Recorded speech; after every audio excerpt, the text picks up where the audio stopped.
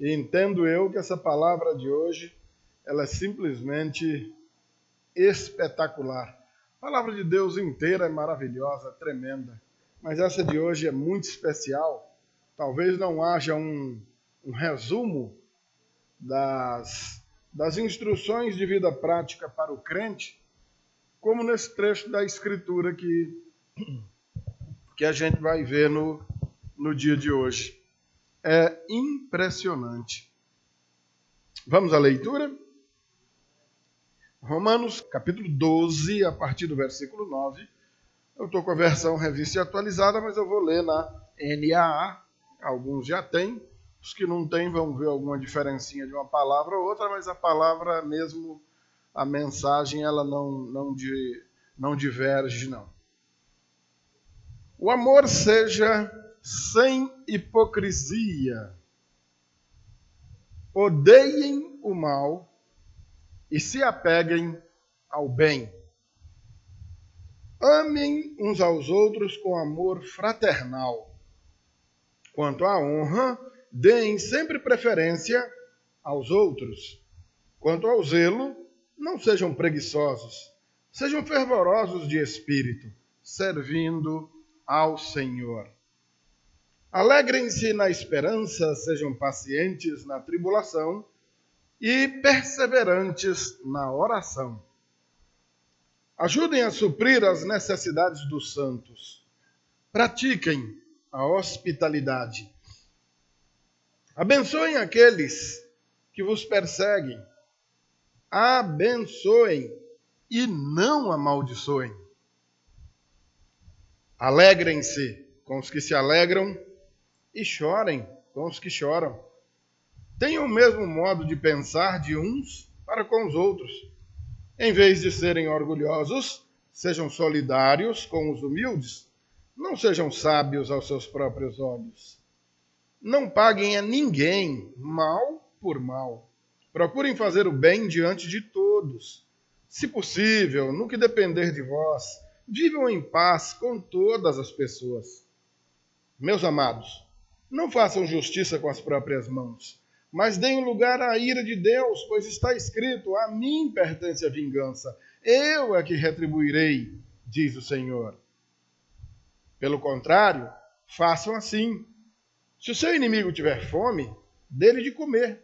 Se tiver sede, dê-lhe de beber. Porque fazendo isto, você amontoará brasas vivas sobre a cabeça dele. Não se deixe vencer pelo mal, mas vença o mal com o bem. Primeiro de tudo, já que o que se invoca aqui é o amor, e quando nós falamos desse amor, nós não estamos falando de qualquer amor, mas estamos falando de um amor especial. Aquele amor com o qual o Senhor Jesus tem preenchido nossos corações. Não o amor de senso deturpado, estragado completamente, como o mundo fez com o nosso vocabulário, onde uma relação sexual ilícita é vergonhosamente chamada de fazer amor.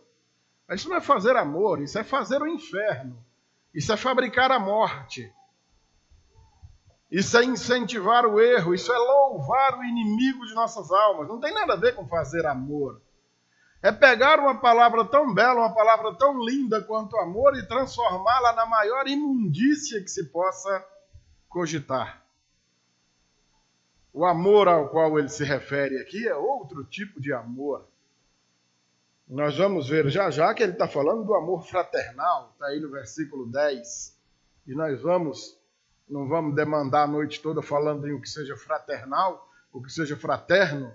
Nós vamos comentar rapidamente acerca de que expressão seja essa.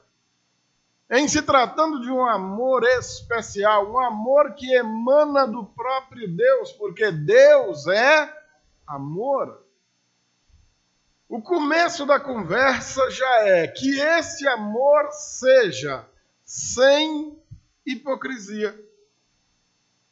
O que vem a ser hipocrisia?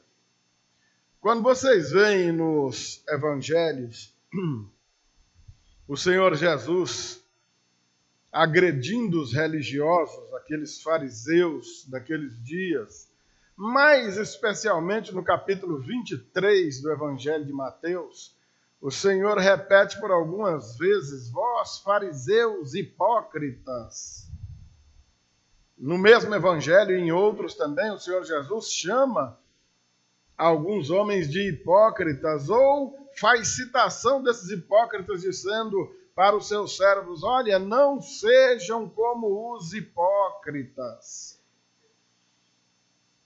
Com o passar dos anos, chegamos aqui no século XXI e o termo hipócrita para nós virou um pejorativo, uma palavra que denigre um outro ser humano. Você quer xingar uma pessoa, basta que você a chame de hipócrita. Se ela entendeu bem o que você está falando, ela vai ficar muito furiosa. Se puder, ela te agride, não é verdade? Mas naqueles dias não era tudo isso, não. Hipócrita queria dizer apenas ator. Ator, artista, esses que você vê em teatro, televisão, em filme. O momento em que a pessoa representa um personagem que não é ela. Ela faz um papel de uma outra pessoa. Estão entendendo, amados? Com o tempo ganhou, então, esse sentido negativo, e hipócrita para nós hoje virou um bicho terrível. E eu quero que você entenda como é dito hoje mesmo. Que esse amor seja sem hipocrisia. É indispensável que, antes de mais nada, você ame como você é. Você viva quem realmente você é. Você haja com o coração, sem enganação, sem representar um papel, sem representar uma pessoa que não seja você.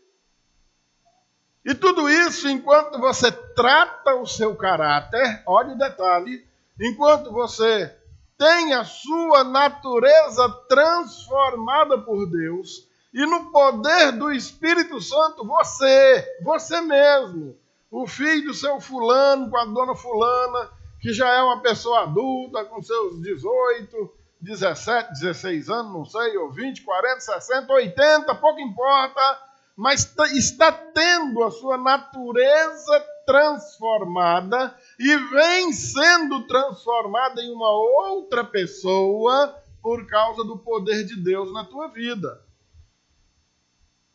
Embora você tenha que ser sincero, é indispensável que você entenda que depois que você conheceu Jesus, no linguajar mais chulo, inclusive herético, que você aceitou Jesus, como se algum dia você tenha aceitado Jesus, glória a Deus porque Ele te aceitou, porque você não aceitaria Ele nunca. Então, ainda que usando esse linguajar chulo, um dia você abandonou sua vida de incredulidade, transformou-se num evangélico, em alguém que crê.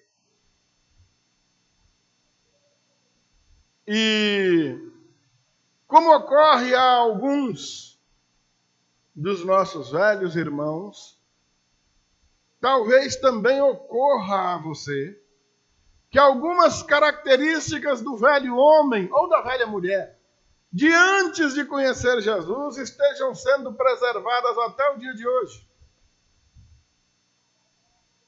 Eu conheço crente que de vez em quando se esconde no fundo do quintal, dentro de uma moita, para fumar um cigarrinho.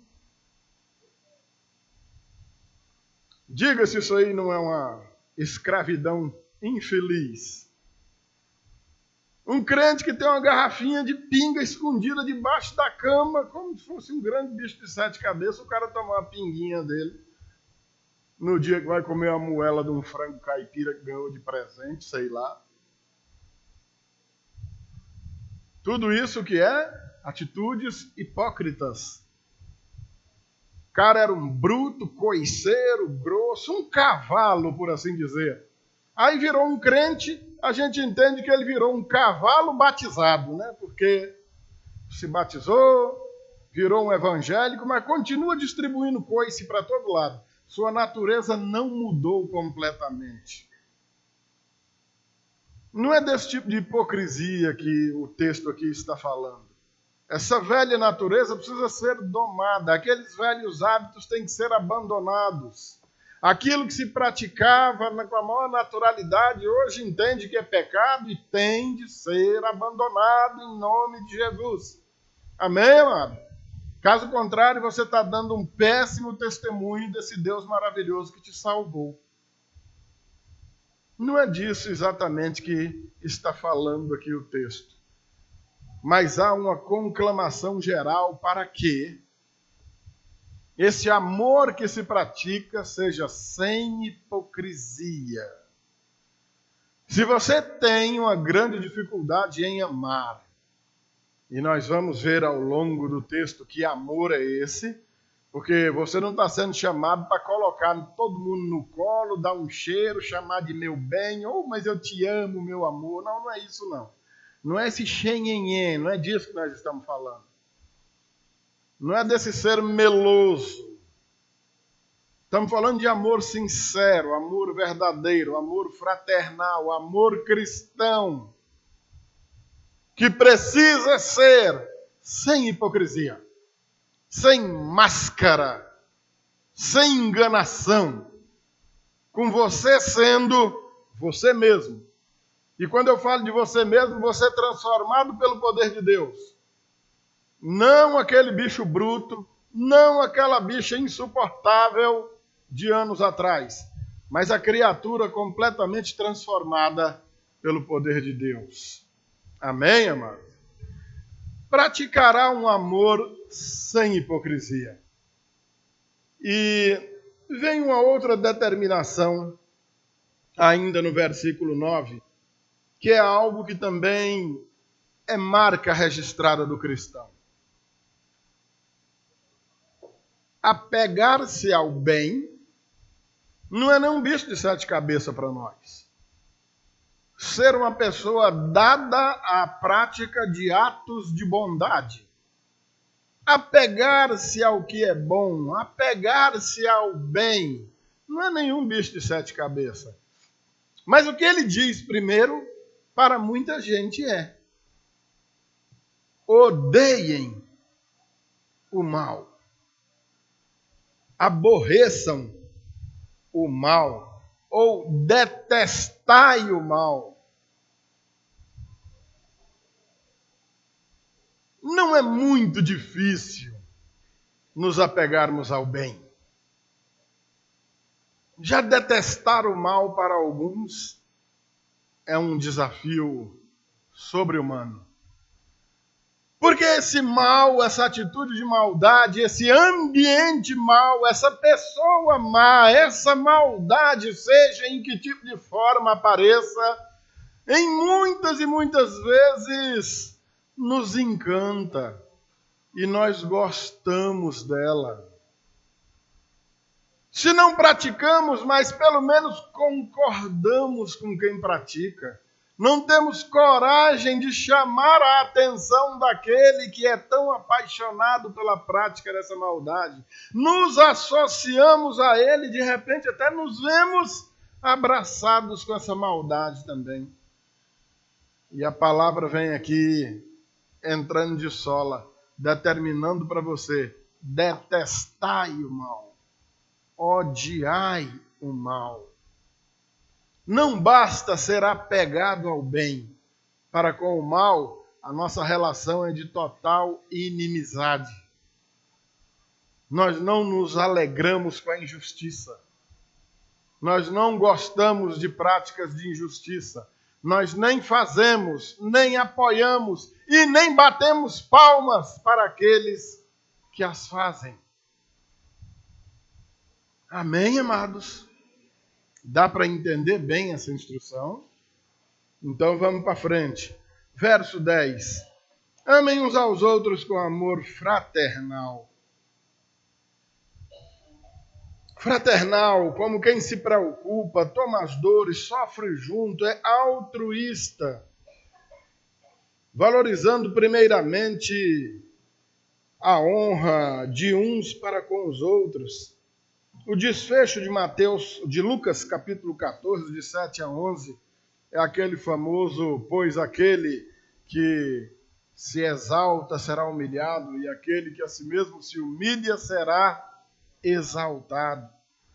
Algo que já foi dito nos evangelhos, Paulo está repetindo nessa epístola, quando ele diz: quanto à honra, deem sempre preferência aos outros. Nós amamos ser honrados. Quando alguém nos trata com determinada honra, nós achamos bom, ficamos contentes, mas não temos a mesma satisfação quando somos desonrados, não é verdade? E esses são excelentes momentos para se testar a fé daquele que disse que se converteu. Será que se converteu mesmo? De verdade? Paulo diz em Filipenses, capítulo 4, a partir do versículo 11, que ele aprendeu a viver contente em qualquer situação, que ele aprendeu a passar necessidade, a ter em abundância, e no meio daquilo tudo ele vai dizer que aprendeu a ser honrado, assim como aprendeu também a ser humilhado. Quando é que vai chegar o dia em que nós vamos poder bater no peito também e dizer: eu aprendi a ser honrado e também já aprendi a lidar com a desonra? Quando a palavra está determinando que nós honremos aos outros, primeiro que tudo, honre aos outros. Se tem um tiquinho de honra para distribuir, dê aos outros primeiro e fique mesmo você sem. Porque você é um servo de Deus que recebeu o Espírito Santo e junto com ele recebeu capacidade que vem do alto para suportar pancada que aquele fraquinho não suportaria. E você precisa ser um testemunho vivo do amor de Deus para ele. Ele vai olhar para você suportando a falta de honra e vai louvar a Deus por causa de sua atitude. Honre aos outros, amado. Ainda que isso te custe ser desonrado, ou pelo menos ficar sem honra nenhuma. Melhor é que você seja honrado pelo Senhor e não pelos homens. Amém? Verso 11. Quanto ao zelo, não sejam preguiçosos. Oh, amado, esse zelo, você pode estendê-lo para todas as coisas da vida. Seja para a tua atitude de congregar com outros irmãos, abraçando firme dentro da comunidade de fé, da igreja na qual você serve ao Senhor, todas as tarefas e ministérios que tenham sido comissionados a você, para fazê-lo com toda boa vontade, com todo capricho, com todo zelo, como a palavra está dizendo. A começar pela presença no culto solene que acontece uma vez na semana. Pelo que a gente entende que, por mais que se pregue, a dificuldade de entendimento dos irmãos é terrível, que caso contrário, não teria cadeira para todo mundo aqui hoje, não é verdade? E isso já demanda falta de zelo. É o fazer a obra do Senhor relaxadamente. Salvo algum irmão que por motivo de saúde ou motivo de força maior não possa comparecer. Fora isso,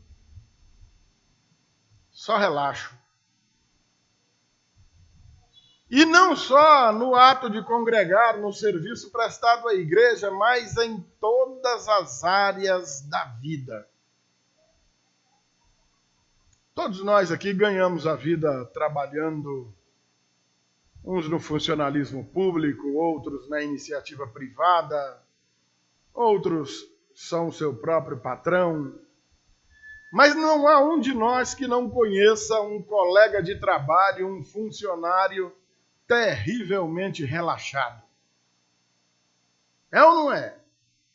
Preguiçoso, relaxado, ruim de serviço, chega atrasado, vai embora mais cedo, faz as coisas de qualquer jeito, não tem a menor preocupação com o bem-estar do patrão. Parece que quanto mais ligeiro o patrão quebrar, mais satisfeito ele vai ficar.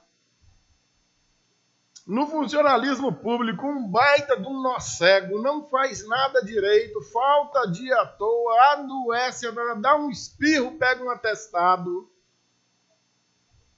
Quando esse camarada é um mero incrédulo, vá lá. Mas e quando você passa a vergonha que eu passo há anos e anos da minha vida, seja no Goiás, em Brasília, aqui no Piauí, como eu assisto essa cena? Todas essas características, nó cego, relaxado, mentiroso, vagabundo, e o cara é crente. Ao ponto de pessoas chegarem para mim e dizer: pastor, esse cabo é lá da tua igreja?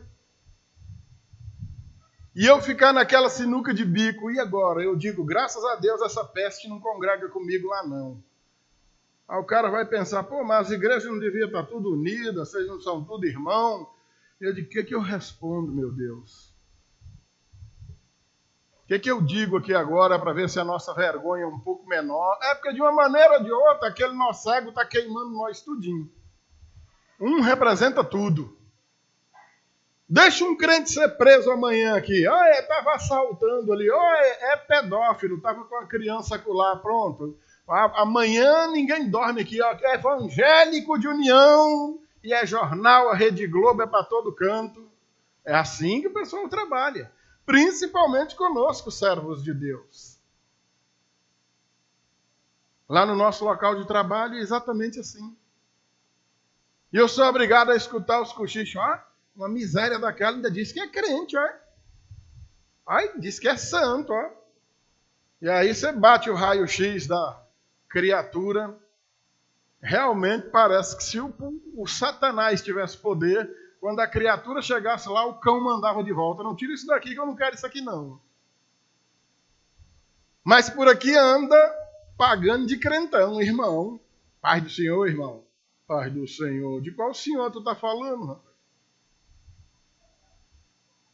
Nós somos uma carta aberta, o testemunho de Cristo para o mundo. É por meio de nós que o mundo incrédulo vai conhecer o Deus que eles ainda não conhecem. E com o testemunho do indivíduo desse, que espécie de evangelho está sendo anunciado? Que Jesus está sendo apresentado para as pessoas por meio de uma criatura dessa, que, dizendo-se irmão, nos faz uma vergonha dessa nos nossos locais de trabalho. Dá para você entender o que é rebelião diante de Deus? Uma coisa é a rebeldia por mera ignorância. O cara não conhece a Deus, não conhece a palavra. E aquele que diz que conhece? Essa rebelião contra Deus, pode esperar que um dia, lamentavelmente, talvez a gente contemple isso com os próprios olhos. Reserva para esse crente relaxado um castigo muito pior do que aquele reservado para o próprio incrédulo. Levou a vida de enganação, hipócrita, mentiroso. E ninguém está isento disso, não. Não se iluda com o pastor, não. Só na minha cidade natal, o que pastor já aprontou lá, dava para escrever qualquer trilha de filme de terror. Pastor vagabundo, adúltero, um caso com várias mulheres dentro da própria igreja. Pastor sem vergonha, com a família em casa, em apartamento já alugado e mobiliado para cunhã. Pastor lá em pezão, gravatona mais linda do mundo, ó, falando grosso, com o dedão ali para colar e...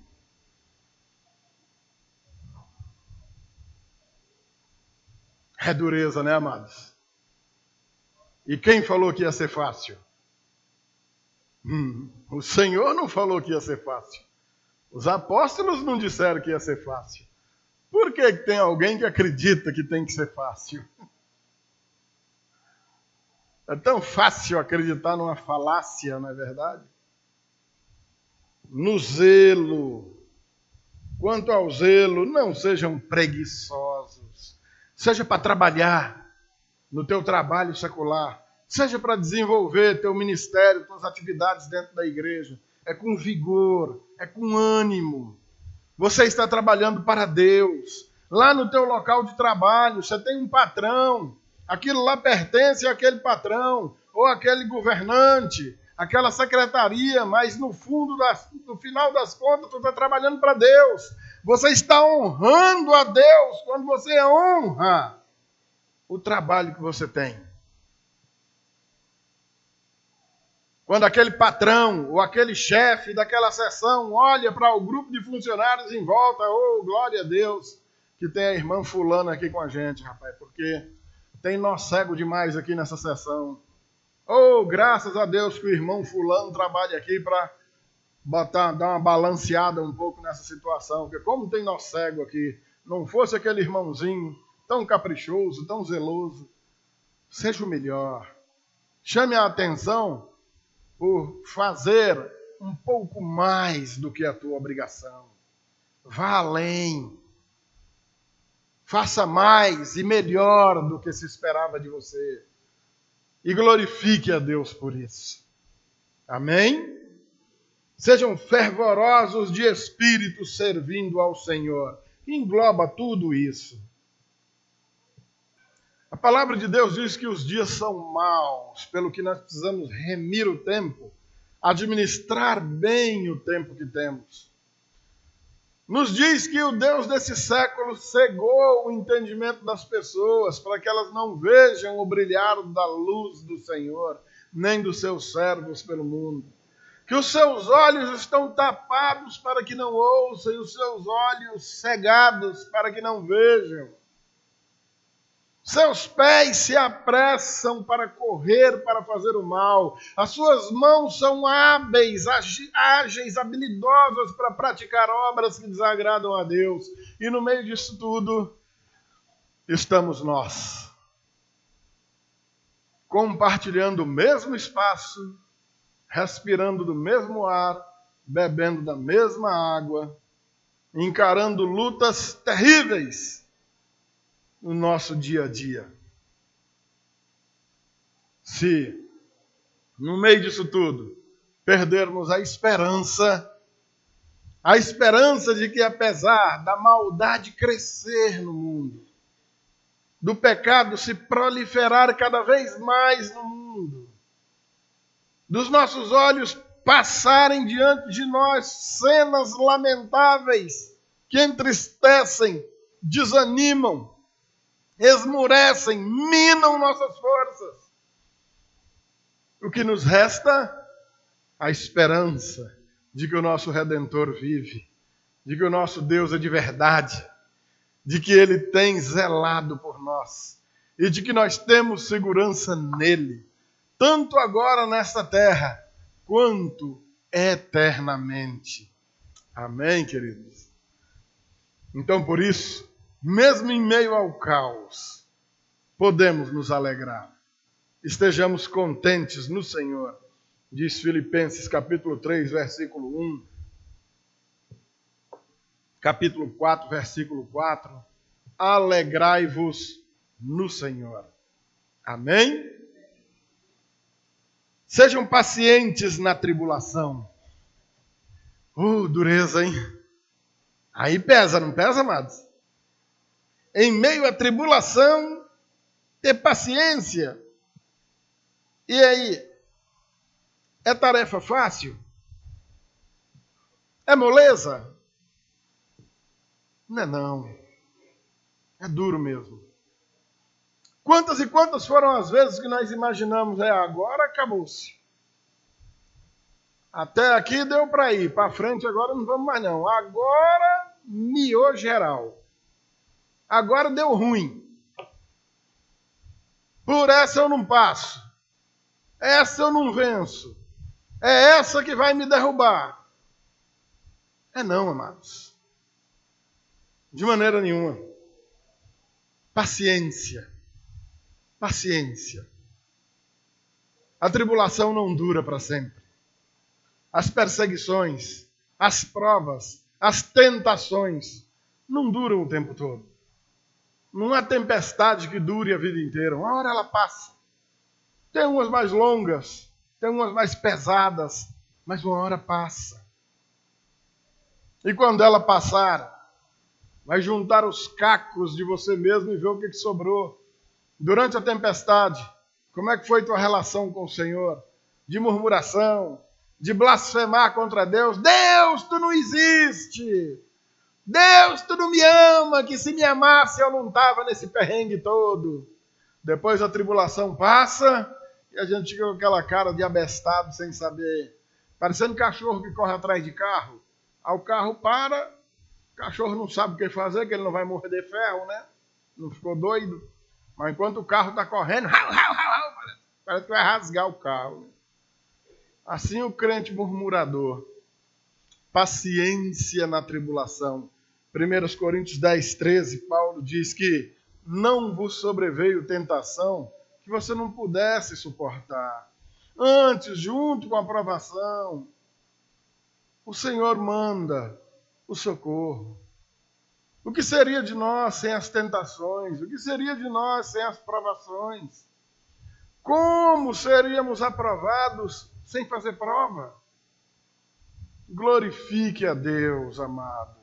Mesmo em meio ao perrengue, mesmo em meio à tribulação, abra a tua boca, glorifique ao Senhor. Não deixe de fazer o bem em virtude disso. Não se canse de fazer o bem. Mesmo em meio a todo sofrimento, glorifique a Deus. Louve a Deus. Amém, queridos? Isso é ter paciência em meio à tribulação. Ainda, perseverante na oração. Amado, não pare de orar. Não desista. De maneira nenhuma. Com certeza, o fim dessa trajetória, cada dia que passa, está mais perto. Até seus momentos felizes. Se você está vivendo um momento de grande bonança, de grande sossego, fique esperto, isso também passa. Os lindos dias de sol passam, uma hora chega o inverno. Assim como os tenebrosos dias de chuva também passam, uma hora o verão chega. A luz do sol brilha. Seja nos momentos de grande felicidade, seja nos momentos de grande angústia. Glorifique ao Senhor em todos eles. Num clamando pela misericórdia, no outro glorificando a Deus pelo que você tem. Amém, queridos? E não cesse de orar. Orai sem cessar.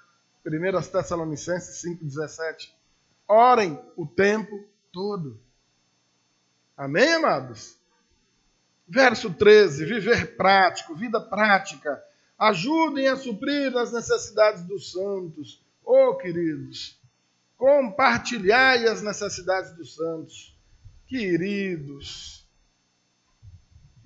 Primeiro uma quebra aí, né, do nosso conceito de santo, né? A gente tem tradicionalmente ou culturalmente a mania de pensar que santo é morto, né? Não é santo vivo. Pelos santos que já morreram, você não pode fazer mais nada, nem de bom, nem de ruim, nem você por eles e nem eles por você. Não adianta fazer um altar novo para o santo, uma roupinha nova, um manto novo para a imagem. Não está fazendo nada. Enrodear o bichinho de vela, é perigoso queimar o pobrezinho.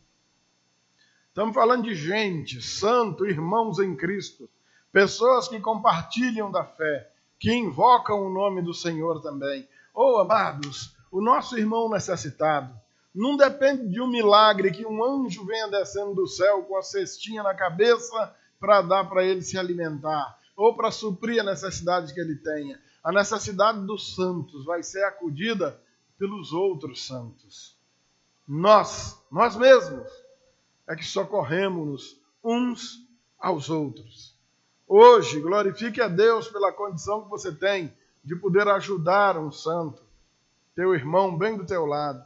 Amanhã, quem sabe você esteja precisando receber ajuda. Por isso o Senhor Jesus vai dizer, mais bem-aventurado é dar do que receber. Ora, quem já dependeu de ajuda de alguém, quem já dependeu de receber o auxílio, e quem, evidentemente, já auxiliou alguém, vai interpretar muito bem essa instrução do Senhor Jesus. Mais bem-aventurado é dar do que receber. Como é gratificante você estar em condição de poder dar. Como é humilhante, pesado você dar necessidade de ter de receber.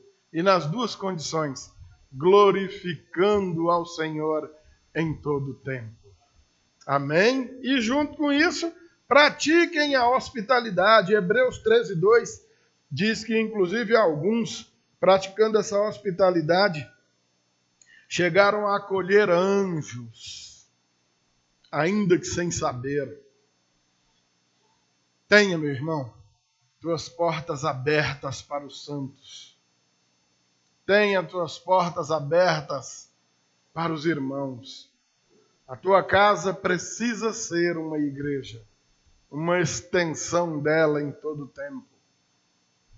Louve ao Senhor com a tua vida, louve o Senhor com os teus bens.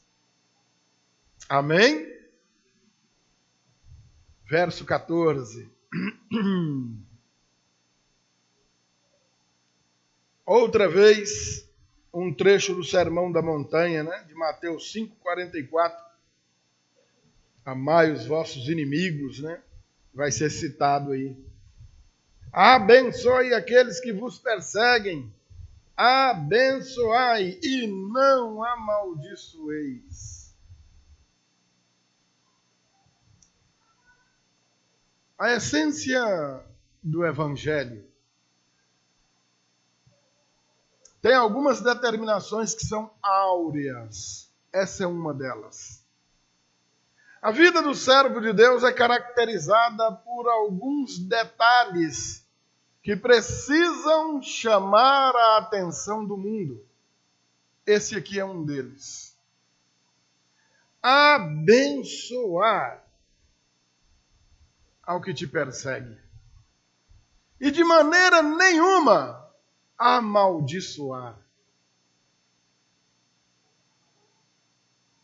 O Evangelho do Senhor é um tabefe na cara do mundo. O Evangelho do Senhor Jesus anda na contramão da história. Ele se choca como dois trens de alta velocidade num trilho. A diferença é que o Evangelho não para não. Vai embora, passa por cima e segue em diante.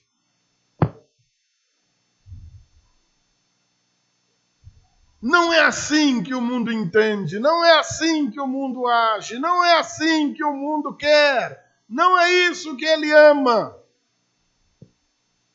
E se você, meu irmão, se você, minha irmã, não tem isso como prática de vida diária, preste bem atenção, tua conversão está capenga. Falta-lhe alguma coisa. Você ainda não é um servo de Deus. Está pelejando para virar um. Se quando perseguido você abre a sua boca amaldiçoando aquele que te persegue, você continua no mesmo mundão do qual você sempre fez parte. Pastor, mas estão me perseguindo. Outro dia vi aquele estrupício do Valdemiro Santiago. Todo mundo sabe quem é, o do chapelão. Que ele... Todo manqueba, todo troncho. Chorando diante das câmeras. O senhor está sendo perseguido. Ué? Não diz que é apóstolo? Que diabo de apóstolo é esse que não é perseguido?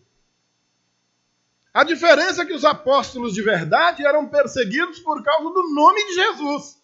Enquanto que ele, que é um apóstolo falso, um falso profeta, um falso mestre, um lobo vestido em pele de cordeiro, é perseguido pela polícia, É perseguido por emissoras de televisão que ele deve e não paga. É perseguido por outros da laia dele, de outras igrejas iguaizinhas que se fazem concorrentes uns dos outros. Aí eles largam o pau, um falando mal do outro para poder denegrir o outro, para ver se aquilo que ele chama de igreja dele cresce enquanto a do outro diminui. E é isso que ele chama de perseguição.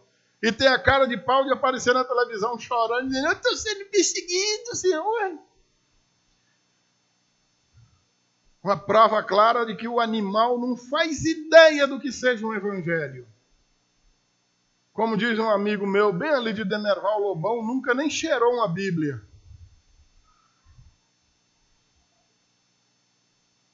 Perseguição faz parte da nossa vida. Ei, se você não sabia, vai ficar sabendo agora. E se já sabia e esqueceu, presta atenção. Escute com atenção. Por causa do nome de Jesus, o mundo te odeia. Você sabia disso? Sabia, mas tinha esquecido. Pois lembre-se, por causa do nome de Jesus, o mundo te odeia. Se você ama o mundo também te ama. E vocês são carne e unha e não têm relação nenhuma com Deus. Abre teu olho. O mundo tem de te odiar. Não porque você compra e não paga. Não porque você é fofoqueiro. Não porque você é maldizente. Não porque você é violento. Não porque você é nó cego lá no serviço. Mas o mundo vai te odiar por causa da tua vida de santificação. O mundo não suporta. O mundo não aguenta. Querendo ver você tomar vingança, partir para cima. Dá tiro, facada, pancada, enquanto você abre sua boca e abençoa o que te persegue. O mundo fica louco. Aqueles que hão de ser condenados, rasga a goela de raiva. Mas glória a Deus, porque aqueles que haverão de ser salvos, glorificarão ao Senhor em virtude do teu bom procedimento. E essa é uma marca de que ele será salvo também. Amém, amado? Alegrem-se. É o 15. Alegrem-se com os que se alegram e chorem com os que choram. Altruísmo, meu amado irmão, é literalmente viver a vida em comum dos crentes, a vida comum dos cristãos. Amados, quando há entre nós um casamento, um aniversário, um batismo, os dias de batismo, todo batismo, eu queria ir ver o batismo do irmão fulano, aí a pessoa vem, aí no mês que vem já é o batismo de outra que ela não conhece, não vou não, nem conheço quem está batizando, não conhecia, agora é teu irmão. Dia de batismo é para estar todo mundo aqui, se alegrando com aquela família, na qual está sendo experimentado um primeiro amor, primeiros passos da vida cristã. Alegrar com os que se alegram. Imagina no teu casamento, chega aqui, está só o noivo, a noiva, um pai de um, tio da outra, não vem ninguém, que tristeza que é. Se você não gostaria que isso acontecesse no teu casamento, no casamento da tua filha, do teu filho, então vá ao casamento daquele que te convidou, vá ao aniversário, vá à celebração, esteja presente, se alegre com o teu irmão que está se alegrando. Amém, amado? A mesma coisa num dia de dor. Velório, morreu alguém, esteja lá, querido. Mas eu não gosto de velório. Quem é que gosta? Se para você que não é nem parente do defunto é ruim, imagine para o teu irmão em Cristo que está lá do lado chorando o parente que perdeu. Ninguém gosta de velório mesmo, não. Quem gosta de velório é dono de funerária. Mas nós estamos lá, abraçando o irmão. Pastor, não vou, não sei o que eu digo. Eu também não sei. O cara perdeu um ente querido, o que é que você vai poder dizer? Jesus é maravilhoso. Não. O momento é de dor. Se você não sabe o que dizer, ótimo. Porque triste é uns que pensam que sabem o que vai dizer.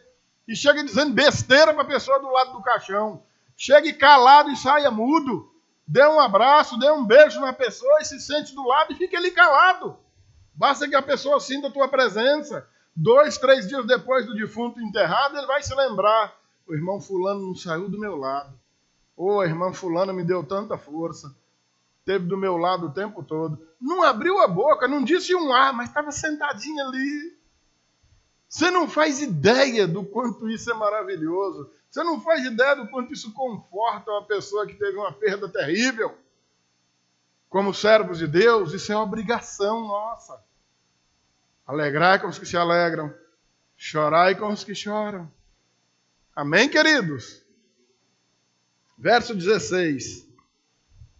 Tenham o mesmo modo de pensar de uns para com os outros, em vez de serem orgulhosos, sejam solidários com os humildes, não sejam sábios aos seus próprios olhos. As instruções são considerações que deve ter para com todas as pessoas. O não desprezar ninguém por causa de sua condição humilde.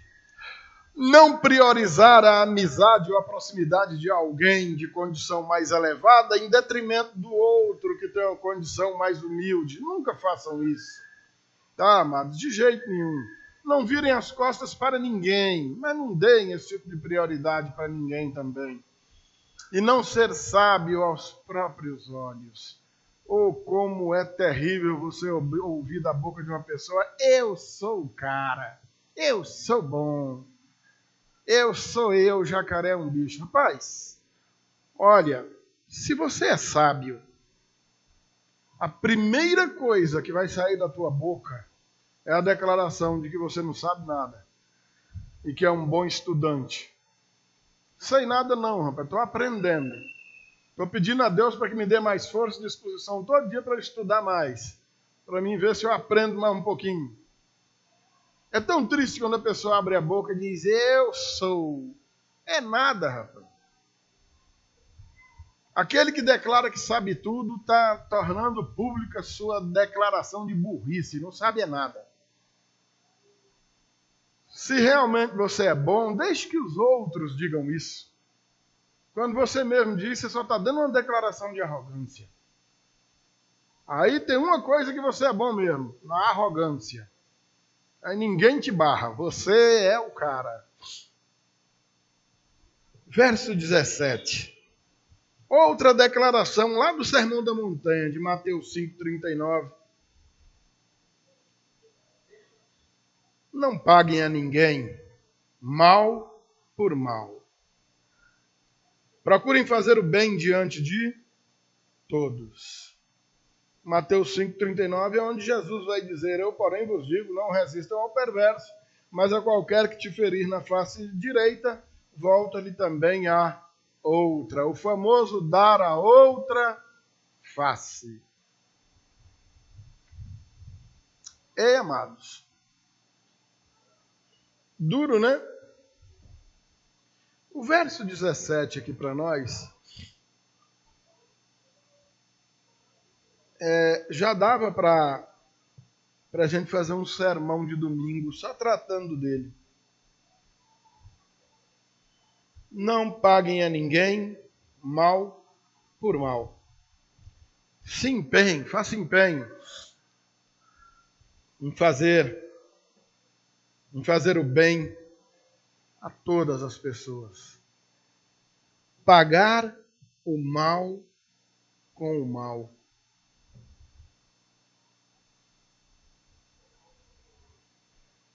É precisamente o que o mundo faz.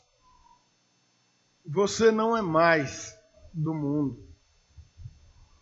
Você dele foi arrancado. Você não tem mais amizade com o mundo. Você não tem mais relação com ele. As coisas que são comuns ao mundo são absurdamente estranhas a você. Não fazem parte da sua vida. Pagar o mal com o mal é o que vai levando o nosso mundo cada vez para um buraco mais profundo. As nações vivem isso.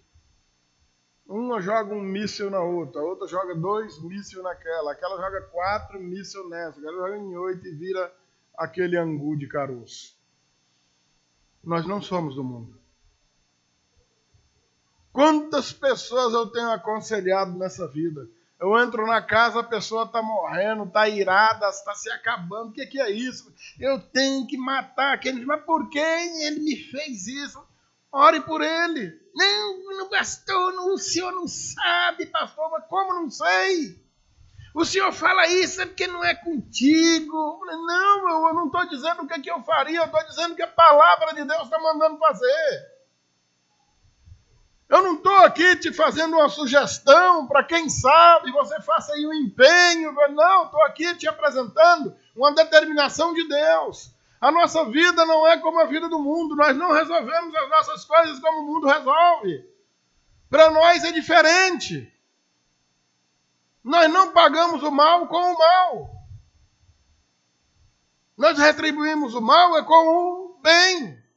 Ah, mas eu não aguento, eu lamento, meu. Eu pensei que você fosse crente. Então, até logo, vamos embora. Já larguei um monte de gente depois de uma meia hora de insistência com relação a esse tipo de conselho. E descobri da forma mais dura que durante anos fui acompanhado por uma pessoa que nunca se converteu. Era um crente nominal, apenas um religioso, mas um convertido a Cristo não era. Doloroso, não é? Quantos anos investido numa vida para ver se acabar dessa maneira? Palavra de Deus não é uma poesia linda, bonitinha, engraçadinha para você rir, chorar, arrupiar os cabelos, achar legal. Não, meu amado. Não, minha amada. É um compêndio para a vida. É um manual de instrução para a vida inteira. É assim que Deus determina que você viva. Você que é servo dele, a não ser que você não seja, aí é outra história. Mas isso aqui é instrução para a igreja. Se você é a igreja do Senhor, é para você essas instruções aqui. Amém? Olha o verso 18, que interessante. O Senhor conhece as nossas barreiras e dificuldades. Ele sabe o que nós vamos enfrentar na vida, não é? Se possível, no que depender de vocês, vivam em paz com todas as pessoas. Como assim, se possível? Deus sabe, meus amados, Deus não é bobo. Deus sabe que há ocasiões em que a paz simplesmente é impossível. Ela simplesmente não vai acontecer. Agora, o que o senhor está colocando de condicional aqui? Você é servo de Deus. No que depender de você, viva em paz com todos. Hebreus 12, 14. Segui a paz com todos e a santificação, sem a qual ninguém verá o Senhor. Se a guerra existe, que o outro se acabe guerreando. Fazer o quê? Você viva a paz. A começar por sua paz interior, de dentro de você mesmo, que flui para fora. Uma hora esse maluco para de atirar em você. A munição dele uma hora vai acabar. Olha como o cinto se aperta. Verso 19. Meus amados, não façam justiça com as próprias mãos, mas deem lugar à ira de Deus, pois está escrito: a mim pertence a vingança, eu é que retribuirei, diz o Senhor. Outra alusão lá ao Sermão da Montanha, de Mateus capítulo 5. A vingança praticada pelo homem não produz justiça alguma. O fazer justiça com as próprias mãos é fazer injustiça. Não é justiça nenhuma, não. Suas mãos não praticam justiça. A justiça de Deus não será praticada por você. Nossos atos de justiça são outra coisa. De nós para conosco mesmo. Não pense que a vingança que o ser humano toma produz qualquer justiça. Não produz, não. Nossas justiças para Deus são como trapos de imundícia. Não se iluda, não. A vingança pertence a Deus. Ele é quem julga e executa com toda justiça e perfeição. A marca do cristão é confiar plenamente na justiça feita por Deus. Nunca vá pensar que a tua crueldade, a tua maldade, a tua força, o teu jeito de amarrar o cara e queimando ele devagarzinho e cortando os pedacinhos um por um, vai promover uma justiça mais pesada do que a da mão de Deus, não. Não seja louco. Tu é doido, é? Vingança. É Deus quem exerce, da forma que Ele soberanamente determina, e não do jeito que a gente quer. Amém? Pelo contrário, verso 20. Se o seu inimigo tiver fome, dê-lhe de comer. Se tiver sede, dê-lhe de beber. Porque fazendo isso, você amontoará brasas vivas sobre a cabeça dele. Ô amado, a contramão do mundo, o que deixa o mundo louco, enfurecido, essa nossa atitude. Eu já contei alguns testemunhos de coisas acontecidas na minha família mesmo. Atos praticados pela minha mãe, que em particular depois eu conto para alguns irmãos aí, coisas que deixaram a mim mesmo enfurecido na ocasião, de minha mãe é louca, isso é coisa que se faça. Mas hoje entendo que uma serva de Deus não podia fazer diferente daquilo. Em público eu não posso testemunhar dessas coisas porque envolve outros que ainda estão vivos e não gostariam de ter essas histórias publicadas. O mundo inteiro irado com a irmã Nilzete. Nilzete, tu é muito burra. Como é que tu faz uma coisa dessa? E se eu contar para você o que ela fez, e não fez uma vez, nem duas, nem três, mesmo você sendo crente, como eu vi gente da igreja dela lá em casa quase batendo na minha mãe de raiva. Mas Nilzete, mas tu é muito burra, eu dava era na cara.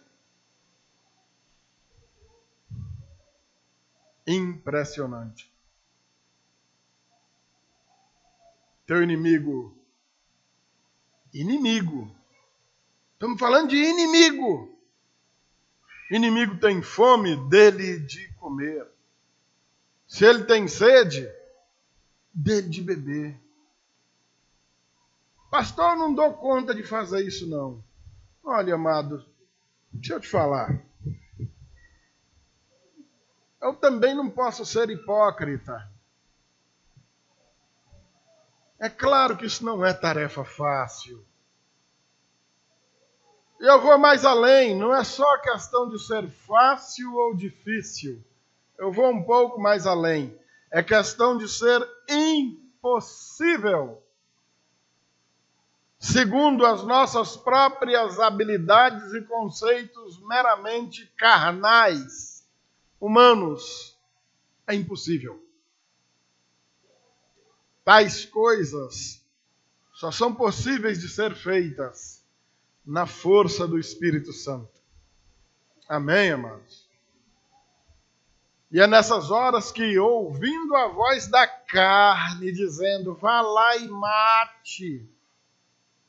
Às vezes existem até cláusulas na justiça que te livraria de uma cadeia, porque se você matasse, o advogado entraria lá com a defesa, olha, a legítima defesa da honra, de não sei o quê, e talvez até de uma cadeia você escape, mas da justiça de Deus não. O que te fizeram foi horrendo, foi horrível. Devolver o mal infinitas vezes maiores para aquela criatura ainda seria pouco. Essa é a atitude que a carne determina que se faça. E que mesmo o crente precisa recorrer à força que Deus lhe deu no Espírito Santo para que coloque em prática essa determinação do Senhor. Descobriu que o cabra está lá com fome. Dá de comer a ele. Está com sede, dê de beber. Está com frio, dê um cobertor. Aqui no Piauí vai ser ruim dele sentir frio. Está esturricando lá de calor, dê um ventilador para ele. É assim. Não, pastor, dá para mim não. Para mim também não. Vocês acham que eu sou mais bonitinho, mais santinho que você? Sou homem igualzinho você. Não se trata do que eu dou conta, do que eu quero, do que eu concordo, do que eu acho, do que eu apoio. Estamos falando aqui é do que Deus está determinando. Se Deus está mandando, eu vou fazer. Pronto, acabou. Não interessa da onde vem força. Eu sei que vem da parte dele. Mas vou fazer. E a suma disso é que agindo assim, brasas vivas vão ser amontoadas na cabeça dele. Brasa viva, querido, é brasa acesa, tá bom? Brasa morta é o carvão apagado. Quando o texto fala aqui de brasa viva, é acesa mesmo. De preferência é uma brasa de carvão de coco. Demora para pegar, mas depois que pega, haja carne para assar. Do preço que está hoje em dia, então, hein? Com 2 quilinhos de carvão de coco, você faz coisa demais. Imagina um punhadinho daquela brasinha na cabeça do cara. Imagina aí, na cabecinha igual a do Esimar ali. Ó. A minha ainda demorar um tiquinho, que tinha aquela catingona do cabelo, né? A do Esimar não tem nem o cabelo. Pra... Avalia aí. Hein? Dava para aguentar muito? Dava. O camarada que tem um moinho de brasa na cabeça. Imagina aí como é que é. Você já pisou numa brasa? A gente dá uma pisada nela. Ai, terrível, né? Agora imagina um moinho dela na cabeça. Avalia aí. Você deu de comer o cara, você deu de beber o camarada e a cabecinha dele vai começar a queimar. É claro que isso é uma metáfora, irmãos. O que a palavra de Deus está dizendo é que a cabecinha desse camarada vai ser incomodada. Ele vai sentir um incômodo terrível. Isso vai levar esse camarada a pensar. Esse cara vai meditar. Rapaz, eu fiz mal o Walter, rapaz. Era para ele estar que era me matando. Ele está mandando de comer para mim. Rapaz, eu fiz tanto mal esse camarada, ele está mandando uma aguinha para mim, rapaz. Esse cara não vai dormir. Se tivesse um moinho de brasa na tua cabeça, você dormia?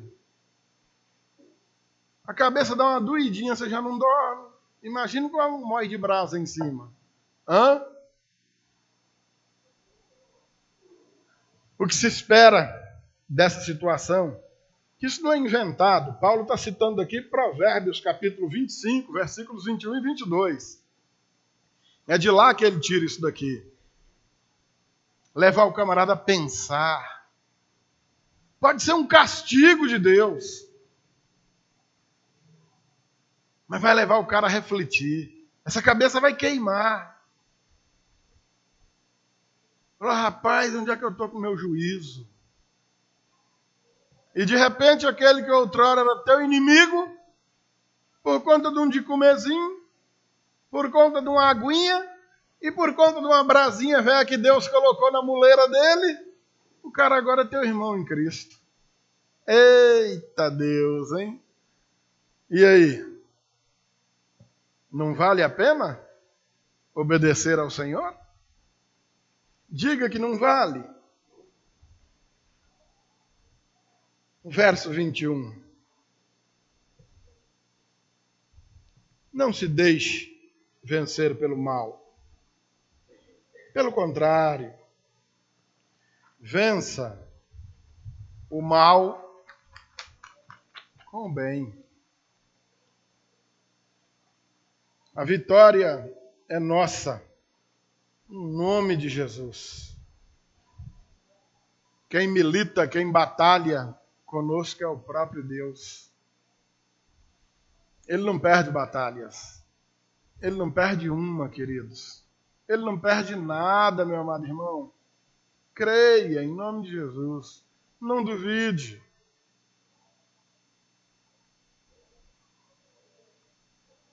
Servindo dessa maneira, almas poderão ser salvas, resgatadas pelo Senhor. Uma vez o Senhor usando adequadamente a tua vida. Ainda que você padeça aí um tiquinho, para que o incrédulo seja alcançado. Você se lembra do apóstolo Paulo e do Silas? Fazendo bem lá em Filipos, são acusados falsamente, pegam uma taca muito bem servida, mas pense numa taca. Vão para uma cadeia, estão louvando ao Senhor, lá para meia-noite dá um terremoto, a cadeia se abre, e eles nem fogem. Tudo isso para quê? Para que o carcereiro que estava ali cochilando fosse salvo. O Senhor vai nos usar das maneiras que nós nem imaginamos, nos lugares que nem nos passa pela cabeça, para com as pessoas que nós nunca nem sonhamos, para que Ele seja conhecido. E a forma dele ser conhecido é por meio do nosso bom procedimento. Imagina, o estrago que você vai causar quando você tiver que agir conforme Deus determina e você esquecer que você é um servo de Deus e agir conforme a tua cabeçona aí. Dureza, hein? Grande tesouro em potes de barro. É esse evangelho colocado numas criaturinhas frágeis que nem nós. Mas são as ferramentas que o Senhor tem para usar, para que Ele seja conhecido desse mundo inteiro. Então, amados, esteja atento para agir como um aprovado servo de Deus em toda e qualquer situação. Nunca se deixe vencer do mal, mas vença o mal com o bem, em nome de Jesus.